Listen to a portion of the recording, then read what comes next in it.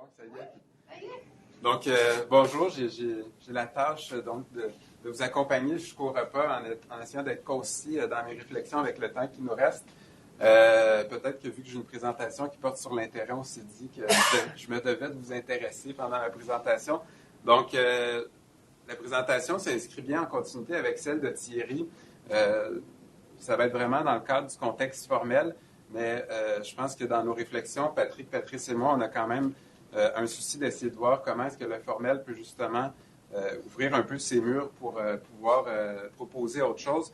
Et on va y venir là, pendant la présentation. Donc, Patrick est juste ici et puis Patrice Potvin n'est pas là, mais s'est joint récemment dans les réflexions puisqu'il dirige une chaire sur l'intérêt pour les jeunes en sciences et technologies.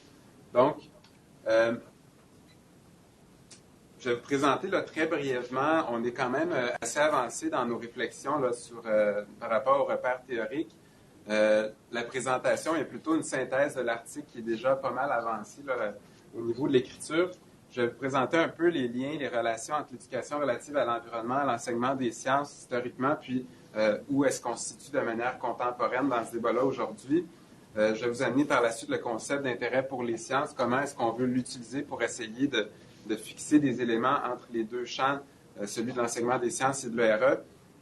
On va juste se remémorer peut-être là, nos bases, les catégories d'éducation relative à l'environnement pour que vous puissiez mieux voir comment est-ce qu'on établit les deux ponts au moyen du concept de l'intérêt.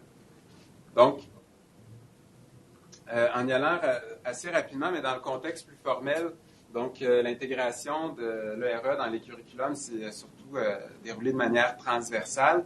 Et on a intégré l'ERE surtout en sciences, aussi dans les disciplines sociales, un peu les arts aussi, l'éthique, dépendamment des différents curriculums.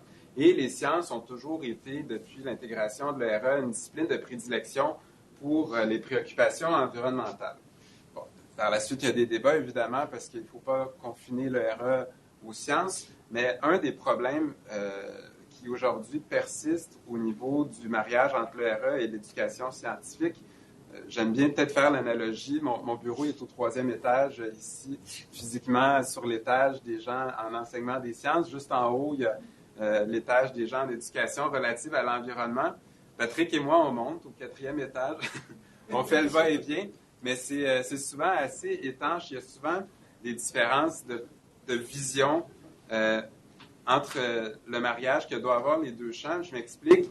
Souvent, ce qu'on peut voir, c'est que les gens en éducation relative à l'environnement voudraient que l'éducation relative à l'environnement soit présente de manière transversale partout, tout le temps et souvent. Je caricature un peu.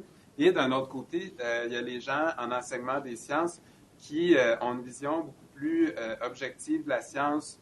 Les sciences doivent préserver leur indépendance, ne pas nécessairement se mêler dans les débats sociaux plus qualitatif, si j'ose le dire ainsi. Ça fait en sorte que, bien qu'il y ait des gens qui voient le mariage, il y a beaucoup de gens encore aujourd'hui qui se disent non, l'ERE c'est trop social, ça ne concerne pas les sciences dites dures, et il y a des gens en ERE qui peut-être aussi ne perçoivent pas exactement les préoccupations des gens en sciences, veulent beaucoup infuser de ERE, sans considérer aussi les préoccupations des scientifiques, puis ça fait en sorte que parfois il y a des dialogues qui ne s'établissent pas.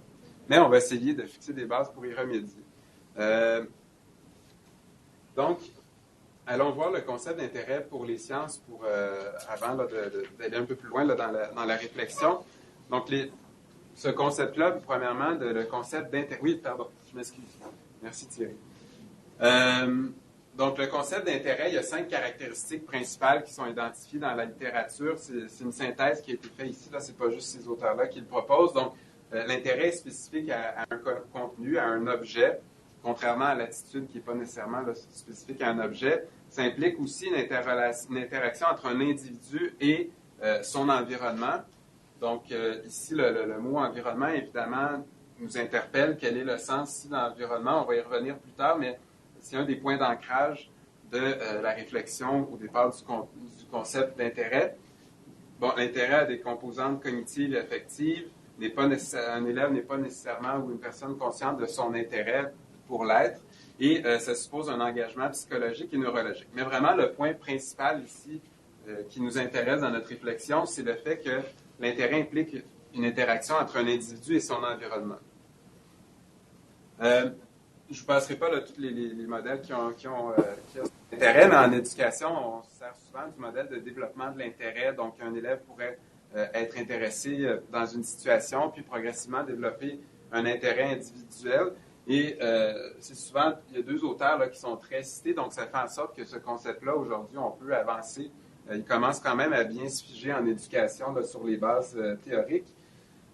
Donc, comme je vous le disais ici, l'élément qui nous intéresse ici, puis qui est quand même une définition peut-être simplifiée, c'est que l'intérêt pourrait se résumer à une interaction entre un individu et son environnement au sujet d'un objet.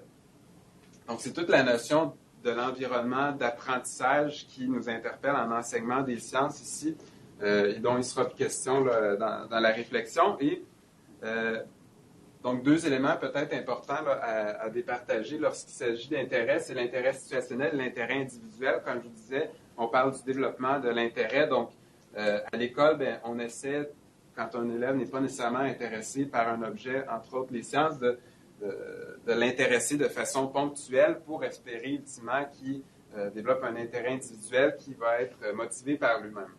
Donc, l'intérêt situationnel, on l'a dit, déclenché par un facteur externe et passager, contrairement à un intérêt par rapport à un intérêt individuel où là, c'est vraiment des facteurs internes, intrinsèques qui permettent à l'élève d'aller vers un objet d'intérêt et c'est plus pérenne. Donc, ce sont des concepts qui seront évidemment mieux développés, là, qui ne seront pas mieux développés, mais qui seront plus détaillés dans un article, mais ça met quand même un peu l'eau à la bouche. Et donc, l'intérêt, donc on peut distinguer de la motivation, de l'attitude, mais vous pourrez lire un peu plus. Ce n'est pas le motif central là, de ce matin. Donc, juste avant de faire les ponts avec l'intérêt pour les sciences et l'éducation relative à l'environnement, l'objet d'intérêt, quand on parle d'enseignement des sciences à l'école, c'est évidemment la discipline scientifique ou les disciplines scientifiques, tout ce qui est relatif aux sciences. L'environnement ici dont il est question, c'est l'environnement d'apprentissage immédiat des élèves. Où est-ce qu'on fait apprendre les élèves? On est généralement dans une classe, dans un laboratoire, mais la science, ça va vraiment au-delà de tout ça. Et donc, les individus, on parle des écoles. Alors, ce sont toutes des questions qui sont préoccupantes, d'autant plus que l'environnement d'apprentissage influence l'intérêt des élèves pour les sciences. Donc, si la notion de l'environnement d'apprentissage a un impact sur l'intérêt des élèves pour les sciences, ça va nécessairement aussi avoir un impact sur leur apprentissage. Donc, ça pose vraiment la question sur quand on est à l'école, dans quel lieu on se situe pour apprendre, même si on est dans le cadre formel. Est-ce que se résoudre pour apprendre les sciences, par exemple, à la salle de classe ou au laboratoire, c'est suffisant pour apprendre? Et quand on parle d'intérêt, il ne s'agit pas juste d'intéresser en donnant un court spectacle. L'intérêt suppose qu'il y aura des apprentissages aussi là, qui seront équivalents aux attentes. Donc, rapidement ici, parce que je pense que plusieurs d'entre nous sont familiers avec ces catégories-là. Donc, les catégories d'éducation relative à l'environnement qui pourraient être bonifiées ou différenciées, mais une qu'on voit souvent, c'est l'éducation au sujet de l'environnement, pour l'environnement, dans l'environnement et par l'environnement. Je m'excuse, Lucie, je me rends compte que j'ai oublié d'indiquer la référence. Peut-être que c'est tellement évident pour tout le monde ici que je l'ai oublié. Et donc, je vais avancer juste ici pour faire le pont, parce que c'est le même tableau. En enseignement des sciences, un des éléments qui est le plus problématique, qui est peut-être, si je vous rappelle le débat là, entre les éducateurs scientifiques et environnementaux, le point qui est le plus litigieux, à mon avis, c'est quand les gens en éducation relative à l'environnement demandent aux éducateurs scientifiques de faire une éducation pour l'environnement et une éducation au sujet de l'environnement. C'est souvent quand on vient ici demander aux enseignants de faire une éducation pour l'environnement, aux scientifiques, que là, il y a un certain malaise parce qu'on se dit, est-ce que c'est la place des scientifiques de commencer à prôner certaines valeurs, ou à défendre certaines causes? Et j'ai évidemment mon opinion personnelle ici, mais ce n'est pas tous les gens qui enseignent les sciences qui sont à l'aise de le faire et qui ont envie de le faire. Donc, la question que je me pose, c'est comment est-ce qu'on peut arriver à faire de l'ERE avec des enseignants en sciences qui ne sont pas convaincus de ça, donc leur faire de l'ERE sans leur dire qu'ils font de l'ERE. Et à mon avis, la réponse se trouve surtout dans les deux derniers éléments de la typologie, une éducation dans l'environnement et par l'environnement. Je m'explique rapidement. Je vous parlais de la classe. Il me reste combien de temps? Peut-être 2 minutes? Oui, c'est bon. Donc, on parle souvent de la classe et du laboratoire quand on enseigne les sciences à l'école. Toutefois, à mon avis, les enseignants auraient vraiment grandement avantage à se servir du terrain tout autour de l'école pour pouvoir s'en servir comme milieu d'apprentissage et ressources pédagogiques pour faire des sciences. Parce que quand on est dehors, on peut faire de l'observation d'oiseaux, on peut collecter des insectes, on peut commencer à regarder observer les végétaux, comprendre les impacts de l'homme sur les éléments du petit écosystème autour de nous à l'école. Et le pari que je fais, c'est ici, je vais faire un lien tout de suite avec le concept d'intérêt avant d'aller là, mais en fait, c'est que ce qu'on se rend compte dans la recherche, c'est que quand on sort dans des milieux authentiques qui ressemblent davantage à la vie quotidienne, les élèves sont plus intéressés pour les sciences. Donc, c'est par cette porte-là de l'intérêt que j'aimerais amener les enseignants de sciences à sortir davantage proches de leur école pour faire des sciences. Et pour la majorité d'entre eux, je ne leur dirai pas nécessairement qu'ils sont en train de faire de l'éducation relative à l'environnement, mais à ce moment-là, si on réussit à faire sortir les enseignants de sciences pour la science, ils seront déjà dehors et ce sera un pas qu'on pourra faire de plus pour peut-être avoir un terrain commun ou d'éducation relative à l'environnement où les gens en ERE trouveront satisfaction et les enseignants de sciences aussi. Puis après, bon, on pourra continuer le chemin, mais je pense qu'il faudrait au moins, en sciences, faire une éducation dans et par l'environnement pour, une fois pour toutes, arrêter de se questionner sur est-ce que c'est la place ou pas, etc.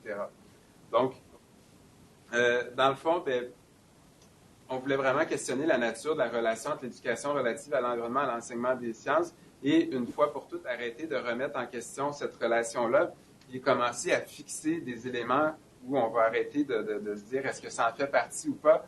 Donc, à notre avis, quand on va à l'extérieur, on satisfait autant les préoccupations des éducateurs environnementaux et des éducateurs scientifiques et ce sera un champ de recherche à développer vraiment pour foncer une fois pour toutes, puis peut-être de façon plus contemporaine, arrêter de se demander si une relation entre ces deux-là, puis d'aller de l'avant. Et bon, parmi les pistes pour la pratique, il y a l'éducation scientifique en plein air, évidemment, c'est l'objet de ma thèse aussi. Donc, c'est évidemment là, une question qui me préoccupe. Et on espère surtout, avec cette proposition-là de cadre théorique, dénouer le débat entre enseignement des sciences et ERE pour pouvoir avancer au moyen du concept d'intérêt. Donc, il y a un terreau très fertile là, et puis je termine vraiment là-dessus, mais juste pour faire une parenthèse, je ne pourrais pas être là demain avec vous, mais pour la simple et bonne raison que cette année, je m'en vais avec des enseignants du primaire pendant 3 jours à Saint-Michel au centre écologique, puis on va faire des sciences dehors. L'objet de ce cours-là, c'est de leur montrer comment ils peuvent faire des collectes de données tout autour de leur école, puis en même temps faire de l'éducation relative à l'environnement. Donc, il y a vraiment des pistes de solutions concrètes. Je vous parle du théorique, mais il y a vraiment des belles avenues, puis espérons que dans les recherches à venir, on va pouvoir développer ce créneau-là, puis marier une fois pour toutes l'ERE et l'enseignement des sciences. Merci.